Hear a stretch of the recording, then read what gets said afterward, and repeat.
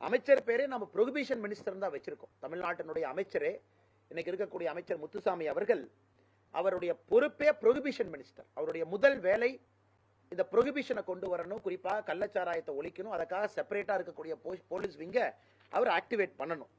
ஆனா இன்னைக்கு கண்டினியூஸாக 2 ஆண்டுகள் இது நடக்க ஆரம்பித்திருக்கிறது, பெரிய அளவு நடக்க ஆரம்பித்திருக்கு. அதனால் எங்களுடைய குறைந்தபட்ச எதிர்பார்ப்பு, மக்களுடைய எதிர்பார்ப்பும் கூட, இந்த ப்ரொஹிபிஷன் மினிஸ்டராக இருக்கக்கூடிய முத்துசாமி அவர்கள் உடனடியா பதவி விலகணும்.